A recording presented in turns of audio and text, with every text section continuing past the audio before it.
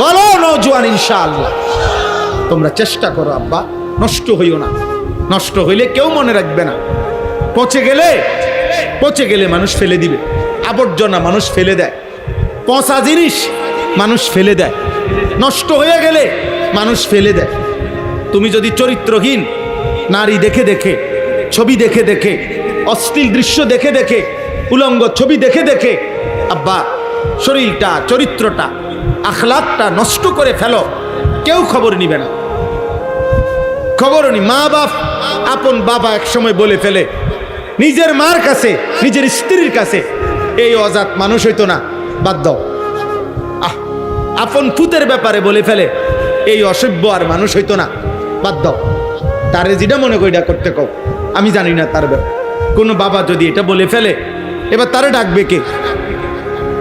মা যদি বলে ফেলে, এবার তাকে ডাকবে কে?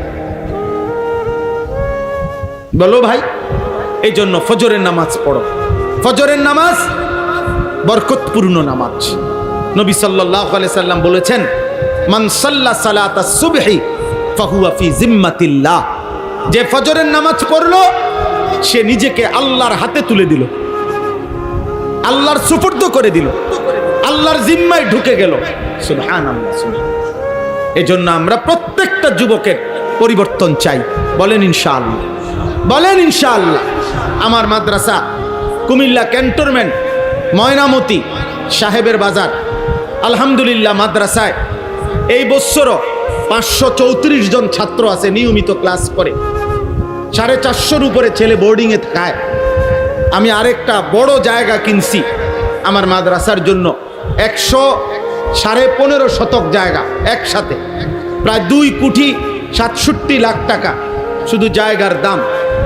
এই উদ্দেশ্যে কিনছি যে একটা আলাদা প্রতিষ্ঠান করতে চাচ্ছি, যে প্রতিষ্ঠানের উদ্দেশ্য সারা বাংলাদেশের স্কুল, কলেজ, ইউনিভার্সিটির যত কিশোর, নওজোয়ান, এরা বছরের যেই কোনো দিন, যার যখন ছুটি হয়, সুযোগ হয়, অবসর হয়, 3 দিন হোক, 30 দিন হোক, 1 ঘন্টা হোক, 30 ঘন্টা হোক, আসবে, যাবে, সেখানে দিন শিখবে। ওযু, নামাজ, সূরা, কেরাত, দোয়া, কালাম, পাক, নাফাক, রুকু, সেজদা, যেটুকু সময় হয় শিখবে। যে আসবে যখন, দিন শিখবে তখন। যার সময় যতক্ষণ, দিন শিখবে ততক্ষণ। এটা আমার আশা। আলহামদুলিল্লাহ আমরা গত বছরও 500-র মতো ছেলে 6 দিনে মোট 2 বারে 3 দিন করে স্কুল কলেজের ছেলে আমরা ওযু, নামাজ, সূরা, কেরাত, দোয়া, কালাম এগুলা শেখাইছি। এই বছর এই কোরবানির পরে 13ই জুন আমি দাওয়াত দিয়ে রাখি ছেলেদেরকে, যার সুযোগ হয়। জুন মাসের 13 তারিখ দ্বিতীয় শনিবার আমাদের মাদ্রাসায় সকাল 8টা থেকে একেবারে রাত 9টা পর্যন্ত, এশার নামাজ পর্যন্ত দিনব্যাপী কিশোর যুব তারবিয়াতি কোর্স, 1 দিনের কোর্স হবে। সকাল 8টা থেকে জোহর পর্যন্ত স্কুল, কলেজ, ইউনিভার্সিটির যত ছেলে আসবে ওদেরকে আমরা সূরা, কেরাত, দোয়া, কালাম এই গ্রুপ করে, মানে 5 জন 10 জন করে, আর দুপুর 2:30 থেকে এশা পর্যন্ত ধারাবাহিক বয়ান হবে। ছেলেদের জীবন চরিত্র গঠনমূলক বয়ান হবে। আমরাও থাকবো ইনশাআল্লাহ। আমার শায়েখ আরিফ বিল্লাহ আল্লামা মুফতি মুশতাকুন নবী কাসেমি হুজুর আসরের পরে বয়ান করবেন। আমাদের বাংলাদেশের অন্যতম একজন আলোচিত আলেমে দ্বীন আল্লামা মুফতি আরিফ বিন হাবিব দামাত বারাকাতুহুমুল আলিয়া, উনি মাগরিবের পরে বয়ান করবেন। যার সুযোগ হয় যাওয়ার চেষ্টা করবেন। কোনো নাস্তা, খাওয়া, দুপুরের সব আমাদের দায়িত্ব, রাতের সব আমরা জিম্মাদার। শুধু গাড়ি ভাড়া দিয়ে যাইবেন, গাড়ি ভাড়া দিয়ে আসবেন। যাদের সুযোগ হয় যাওয়ার চেষ্টা করবেন। বলেন ইনশাআল্লাহ। যাদের সুযোগ হয় আমাদের মাদ্রাসার ওই বিশাল জমিতে অংশগ্রহণ করবেন। আমরা এক নামাজের মুসল্লা পরিমাণ, জায় নামাজ পরিমাণ টাকা নেই। একটা জায়গার, আমাদের ওই জায়গার 4200 টাকা, এক মুসল্লা পরিমাণ, জায় নামাজ পরিমাণ টাকা।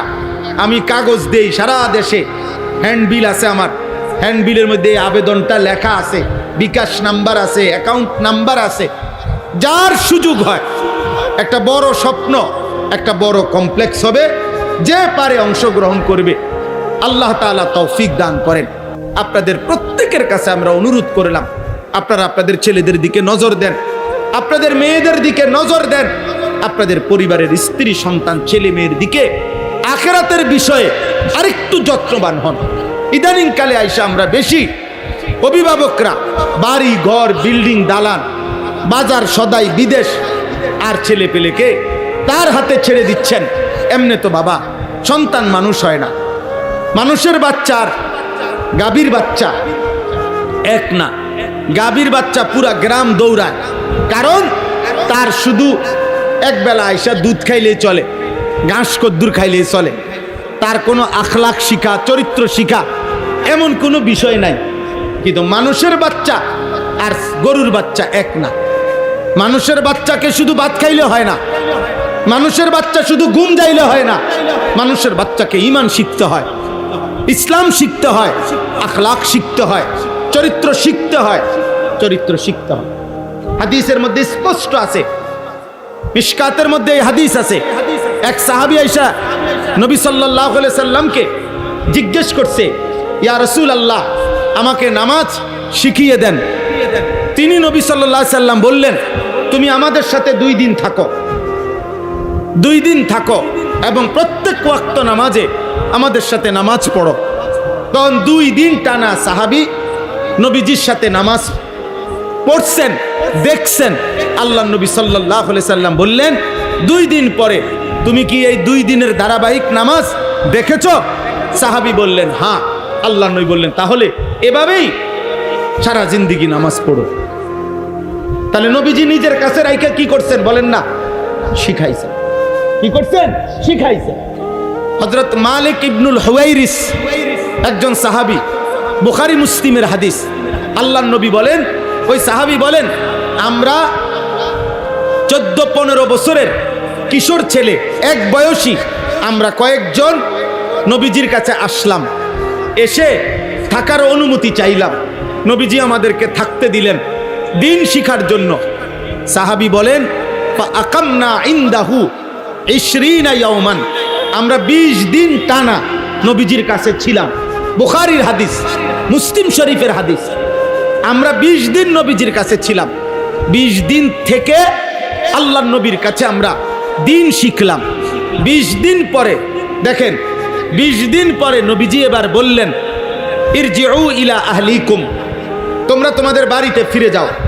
ওয়া আল্লিমুহুম, তোমাদের পরিবারের সদস্যদেরকে এবার যা শিখছো এবার তোমরা গিয়ে শিখাও, শিখাও। এবং বললেন, অসাল্লু কামা রাআইতুমুনি উসাল্লি, এই 20 দিনে আমারে যেভাবে নামাজ পড়তে দেখেছো তোমরাও মহল্লায় গিয়ে এভাবে নামাজ পড়ো। এরপরে বলছেন, ওয়া ইজা হাদারাতিস সালাহ ফালিউআদ্দিন আহাদুকুম, নামাজের ওয়াক্ত হইলে তোমাদের মধ্য থেকে একজন আজান দিও। ওয়ালিয়া উম্মাকুম আকবারুকুম, তোমাদের মধ্যে বয়সে যে একটু বড় সে ইমামতি করো। কি বোঝা গেল? 20 দিনে এই পরিমাণ দিন শিখছে, এবার ওনাগরে আজানও শিখাইছে, এমনকি ইমামতি করা পর্যন্ত ওনারা শিখে ফেলছে। নাহলে এটা বললো কেন যে নামাজের ওয়াক্ত হইলে একজন কি দিও?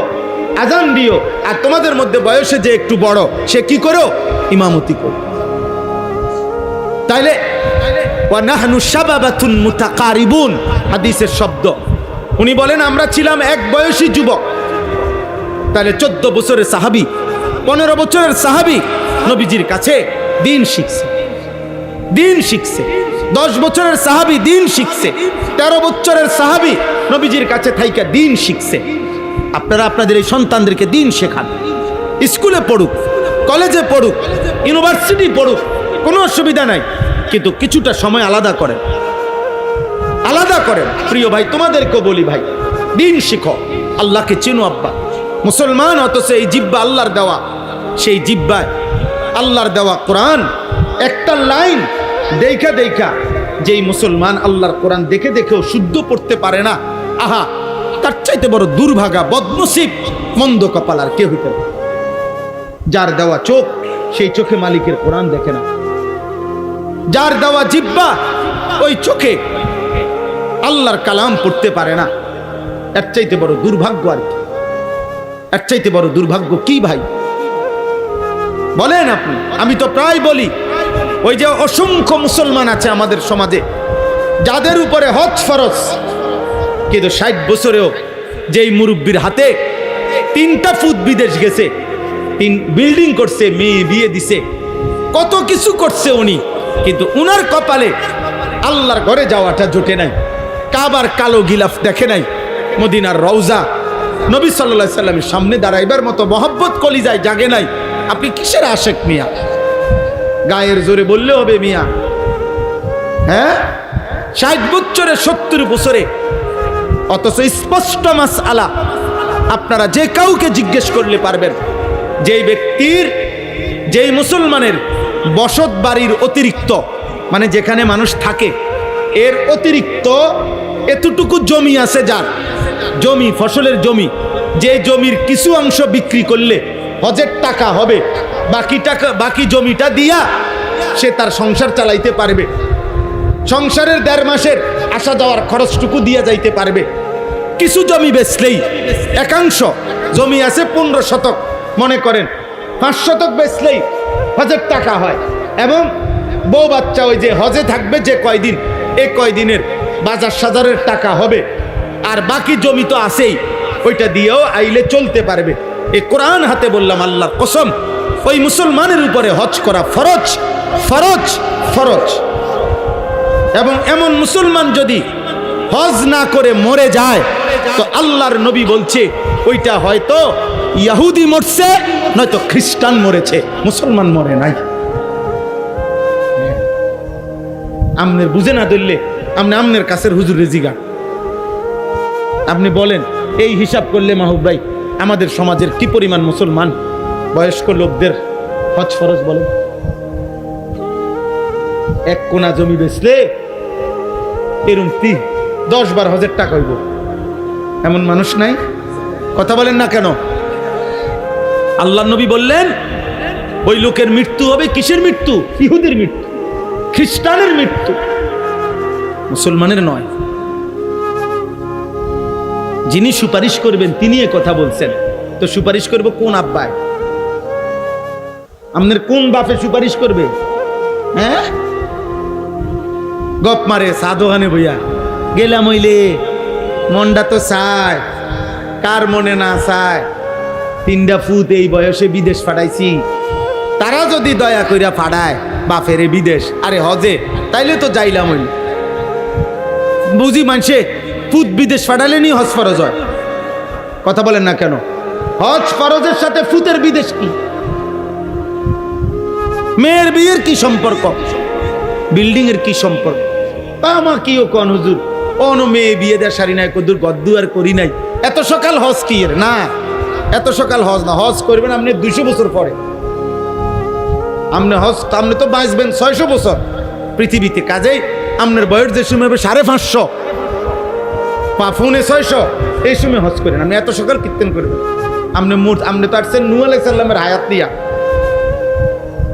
আমরা তো নূহ আলাইহিস সালামের হায়াত নিয়ে আসছি পৃথিবীতে, না তো এত সকাল কিসের হজ? খামখেয়ালি আর কি, খামখেয়ালি। দিন শিখেন, আপনি মাসআলা বুঝেন, আপনি আলেমে দিন থেকে জিজ্ঞেস করেন, হুজুর আমার জমি আছে এত, আমার টাকা আছে এত, আমার উপরে হজ ফরজ কিনা? আপনি জানেন এটা? আপনি জিজ্ঞাসা করলে ক্ষতি কি? না, জিজ্ঞাসা করে শুধু একটা মাসালা, ফেতরা কত, এই কথাই এনে জিজ্ঞাসা শুধু। কেন? উনি জানে, ওনার ভিতরে এটা খবর আছে, হুজুরের আব্বায়ও যদি কয় 110 টাকার বেশি হইতো না। বুঝেন না হিসাবটা? অসুবিধা কি? এটা মাইক দিয়ে কইলে কি? এটা যদি 3 তালার মাইক দিয়েও বলে, টাকা তো 110 না, মানুষ 5 জনের 500 টাকা দিয়ে দেবো, এটা একেবারে মাইকিং করে দিলে কি? এই জন্য ফেতরা জিজ্ঞাসা সবার আগে, কিন্তু জাকাত জিজ্ঞাসা করেন। কি বিষয়টা কি? জাকাত তো ফরজ, কোরবানি ওয়াজিব, এটা ইচ্ছার উপরে না, এটা শরীয়তের মাসআলার উপরে। আমাদের মনে করেন এই বছরের হিসাব হলো, এই বছর 1,78,500 টাকা। কোরবানির 3 দিন যার কাছে 1,78,500 টাকা অতিরিক্ত যার কাছে আছে, এই পরিমাণ তার উপরেই কোরবানি ওয়াজিব 3 দিনের মধ্যে। যে ছেলেটা বিদেশ থেকে বাড়িতে টাকা 20,000 30,000 টাকা পাঠাইছে, মনে করেন আপনাদের যেই ছেলে, এই ছেলে সে তো বাড়িতে টাকা দিছে বাপ মারে, তো হে তো সারা বছরই টাকা দেয়, এখনো দিছে, কিন্তু এই ছেলেটার কাছে কোরবানির 3 দিন, আজকে 2 বছর 5 বছর যে বিদেশ করে, তার কাছে 1,80,000 টাকা নাই। কথা বলেন না কেন? তাহলে তার উপরেও তো কোরবানি ওয়াজিব। কই তার কোরবানি কই? কথা বলেন না। 3 ফুট কামাই রোজগারি করে, মনে করেন একজন বিদেশ, একজন শহরে চাকরি করে, একজন গ্রামে দোয়ানদারি করে, ওমা মিলছে কোরবানি আসছে, হ্যাঁ তুই 25,000 দে, এইতে দিছে 15,000, এইতে দিছে আব্বা আমি গ্রামে দোয়ানদারি করি, ধরেন আমি দিছি 10,000, সব মিলাইয়া টাকা 50,000 মিলাইছে, মিলাইয়া আব্বা মার নামে কোরবানি দিছে, গোস্তের ব্যবস্থা হয়েছে, এটা নিয়ে কোরবানি। এ বুঝি এই মিল্লা জিল্লা কুমিল্লা, এটা নিয়ে কোরবানি। কোরবানি বুঝি এমনি হয়? কোরবানি বুঝি, কোরবানি তো পরিবারের উপরে ওয়াজিব হয় না, মানুষের উপরে ওয়াজিব। বুঝছিনি আমার কথাটা? কোন পরিবারের হিসাব না, হিসাব হলো মানুষ, ব্যক্তি হিসাব। তাইলে আপনার ঘরে উপার্জন করে যতজন, ওদের লগে কথা বলতে হবে, ওরা জানতে হবে ওই উপার্জনকারী লোকটা ছেলে হোক আপনার অবিবাহিত হোক, বালেগ হইলেই হইছে, যার বীর্যপাত হয় সেই বালেগ। তাহলে ওই রকম সন্তান সে যদি আপনার 1,78,500 টাকা, এ ধরেন 1,80,000 টাকা তার কাছে যদি অতিরিক্ত জমা থাকে, তার উপরেই কোরবানি ওয়াজিব। এখন ফ্যামিলির যতজনের কম অতজনের উপরেই কোরবানি ওয়াজিব। বাপের কোরবানিও দিবেন, ছেলের কোরবানিও দিবেন।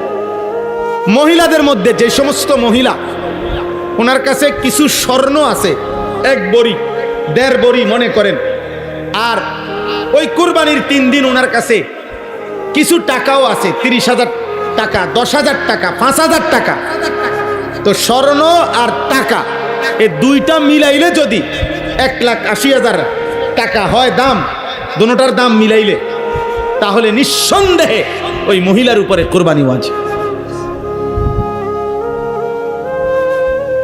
বলেন বলেন কত লক্ষ কোটি নারীদের উপরে কোরবানি ওয়াজিব না চাচা? মহিলার 1 বড়ি স্বর্ণ গহনা আর মহিলার কাছে 10,000 5,000 টাকা আছে, তো দুইটা মিলাইলে 1,80,000 টাকা হবে নি? 1 বড়ি স্বর্ণের দামে তো 2 লাখ টাকার উপরে, 2,70,000। কিও মহিলার মাতেও না, মহিলারে বলেও না, মহিলার এগুলা, মহিলার বেডিতে জিগাইলেও বলতো না, বা সাবধান এটি তুমি বুঝতা না, তোমার কাম শুধু রুডি, তুমি শুধু রুডি বেলবা আর গোস্ত রাইনবা আর রাক্ষস বাকিগুলা খাবে, আর মহিলার কোনো আখেরাত নাই। বুঝেন না? মহিলার মনেও করাবে না। যেই মহিলা আজকে 40 বছর 30টা বছর তোমার সংসার করে, তোমার সন্তানের জন্য সে তার জীবনটা শেষ করে দিছে, সেই ফ্যামিলির মহিলা স্ত্রী, সে আজকে এত বছর সংসারের জন্য এত কিছু করে, তার জন্য কোরবানি দিলে অসুবিধাটা কি? অসুবিধাটা কি? 20,000 টাকা আল্লাহ দিছে, 25,000 টাকা আল্লাহ দিয়েছে, তো আল্লাহর দেওয়া সম্পদ আল্লাহর পথে ব্যয় করিলে আল্লাহ আবার দিবে না? কথা বলেন না। আগের বার কে দিছে, তো পরের বার কে দিবে? তো খরচ করার আগে দিছিল কে? তো খরচ করলে আল্লাহ আবার দিবে, আল্লাহ আবার দিবে। এই জন্য আমাদের সমাজে অসংখ্য পুরুষের উপরে, মহিলাদের উপরে কুরবানি ওয়াজিব। আপনারা খামখেয়ালি করেন। আল্লাহ তাআলা আমাদেরকে আমল করার তৌফিক দান করেন। আমি এই শেষ কথা আমার এটা, কোরবানির মধ্যে আল্লাহ তাআলা বলছেন, বান্দা আমি শুধু 2টা জিনিস চাই। 1 নাম্বার জবানে আমার নাম, আমার জিকির। 2 নাম্বার দিলে তাকওয়া, আমি আল্লাহর ভয়, আমার ভালোবাসা। আমি তোমার থেকে 2টা নেব, জবানে আমার নাম শুনবো, দিলে আমি ভয় শুনবো, তাকওয়া। আল্লাহ তাআলা বলেন, তুমি যদি জিকির করো বিসমিল্লাহ আল্লাহু আকবার, এইটা যে বলো আমি আল্লাহ তাআলা এটাতেই খুশি, আর দিলে যে আমি আল্লাহর জন্যই করেছ এটা যে আমি বুঝ পাইছি আমি এতেই খুশি। আমি এই দুইটাই নেব, গোশত পুরাটা তোমার এই দিয়ে দিলাম।